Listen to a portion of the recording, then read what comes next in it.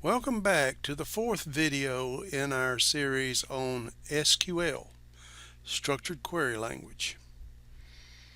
In the last episode, we were talking about a variety of data types that were available in SQL and in particular MySQL.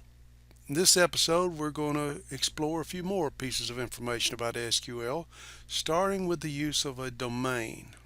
We discussed domains in an earlier series of lectures, and here we're going to discuss one of the ways that a domain can be used in SQL. It is possible to specify the data type of each attribute directly like we did in the examples of the table creation earlier. Alternatively, though, a domain can be declared and the domain name used with the attribute specification. This makes it easier to change the data type for a domain that is used by numerous attributes in the schema and improves schema readability. For example, we can create a domain SSN_type, as you see here, with this statement.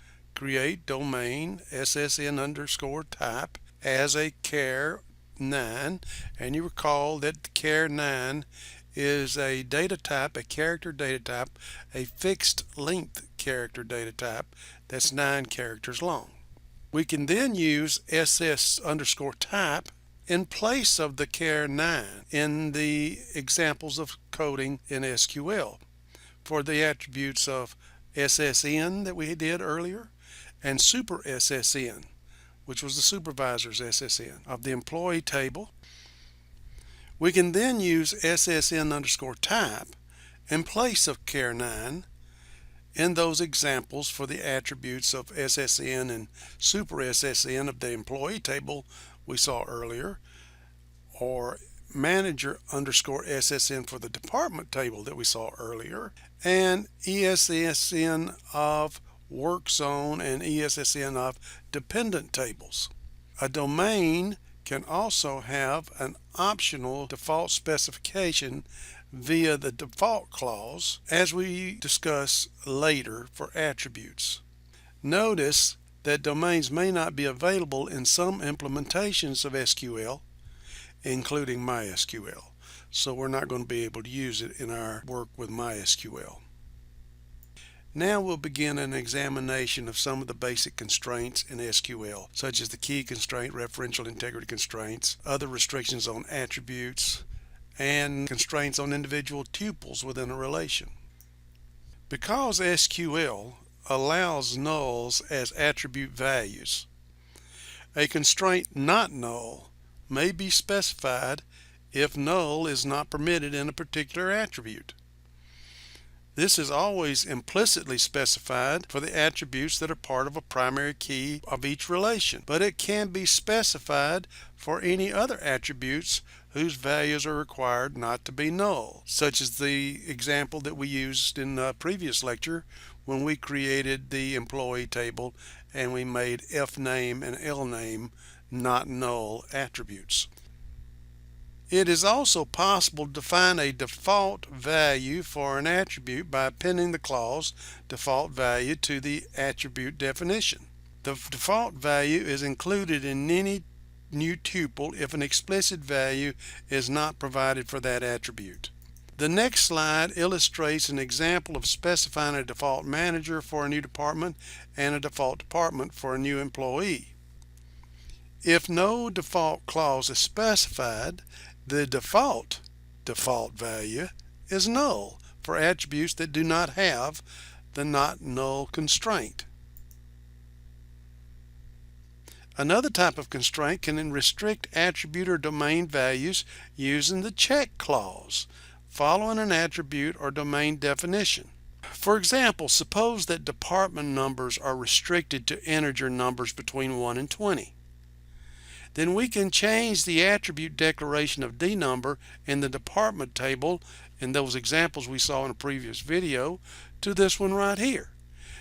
Defining the attribute dnumber, which is a department number, we say dnumber is an integer, it is not null, cannot be left blank, and the check statement is saying that dnumber has got to be greater than 0 and dnumber has got to be less than 21. That will force the user to put in 1 to 20 for the D number. Let's take a look at the MySQL version of this command. Since we're going out here to look at the check constraint, let's make check our mystery word for this video. Alright, this is the check constraint that's used to limit the value range placed in a column. Here's the syntax in MySQL. Create table persons, open paren. P_ID is defined as an integer and it's not null, so this will probably be placed as a primary key at some point. The next and there's a comma separating our attributes or separating our columns. Last name is a variable length character. It's 255, pretty long last name. It's also defined as not null, comma.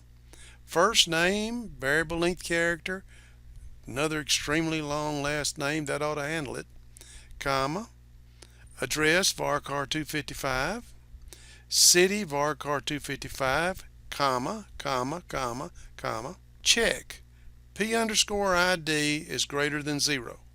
So we're putting a check statement in this one to force a user to put a check number greater than 0 whenever data is input into this system. Here's the same coding under SQL Server, Oracle, and Microsoft Access, and notice that it includes the check within the definition of P_ID. P_ID int, not null, check, open paren, PID is greater than 0. Another look at it, which apparently works in all 4 of these databases, MySQL and so forth. Create table persons, open paren, the PID number int is not null, same thing we saw previously, but they put a constraint statement in here. Constraint, check_person is the name that they're given to the constraint. It is a check statement, and it's actually included in parentheses so that we can apply multiple checks to this table. And this one is including P_ID is greater than 0 and the city equal Sannes in paren. So this thing is forcing all employees to have an ID of greater than 0, and they all apparently have to be from Sannes. That's sort of an interesting script there. So there you have it. There is an example of the check statement. Notice the alter table persons. There's an alter statement. This is a new one for us, and it is adding a check to that thing in an alter statement. Okay, this has been a pretty long one, so why don't we take a break here, input that mystery word that we talked about, and go out and check your knowledge on this video, and when you're ready, come on back for the next one.